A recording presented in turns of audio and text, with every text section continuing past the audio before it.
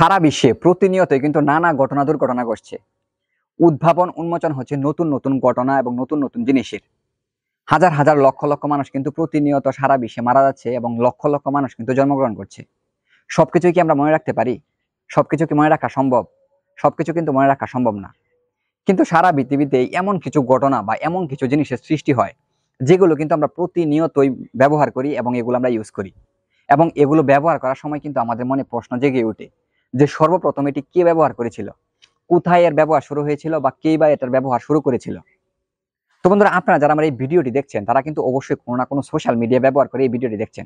সেটা হতে পারে ফেসবুক অথবা ইউটিউব অথবা টুইটার অথবা ইনস্টাগ্রাম। কোনো না কোনো সোশ্যাল মিডিয়া ব্যবহার করে কিন্তু অবশ্যই এই ভিডিওটি দেখছেন। তো আপনারা যারা সোশ্যাল মিডিয়া ব্যবহার করেন আপনারা সকলে কিন্তু হ্যাশট্যাগের সাথে পরিচিত। এই হ্যাশট্যাগটা কিন্তু আমরা বিভিন্ন কাজে ব্যবহার করি, বিভিন্ন ভাইরাল টপিকের ক্ষেত্রে ব্যবহার করি, কোনো কিছুর প্রতিবাদ করার জন্য হ্যাশট্যাগ ব্যবহার করি। তো এই হ্যাশট্যাগের সাথে কিন্তু সকলেই পরিচিত, অর্থাৎ যারা সোশ্যাল মিডিয়া ব্যবহার করেন।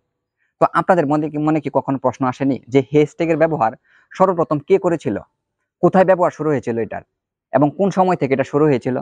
তো বন্ধুরা, আজকে কিন্তু 23শে আগস্ট 2023, সর্বপ্রথম 2017 সালের 23শে আগস্ট এই হ্যাশট্যাগের ব্যবহার শুরু হয়েছিল এবং এটা ব্যবহার করেছিল একজন মার্কিন ব্লগার যার নাম হচ্ছে ক্রিস মেসিনা। উনি কিন্তু সর্বপ্রথম ওনার টুইটারে একটি টুইট করার সময় এই হ্যাশট্যাগের ব্যবহার করেছিল। তখন থেকেই কিন্তু এই হ্যাশট্যাগের ব্যবহার শুরু হয় এবং পরবর্তী সময় এমনকি এখনও কিন্তু এই হ্যাশট্যাগের প্রচুর জনপ্রিয়তা রয়েছে। আর এই হ্যাশট্যাগটা কিন্তু আমরা প্রতিনিয়তই সোশ্যাল মিডিয়াগুলোতে ব্যবহার করি।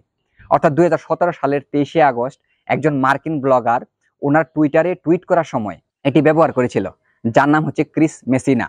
তো বন্ধুরা, আশা করি আপনারা খুবই ইম্পর্টেন্ট একটি বিষয় সম্পর্কে জেনেছেন এবং আপনাদের অনেকের মনে কিন্তু প্রশ্ন ছিল যে এই হ্যাশট্যাগের ব্যবহার সর্বপ্রথম কোথায় হয়েছিল।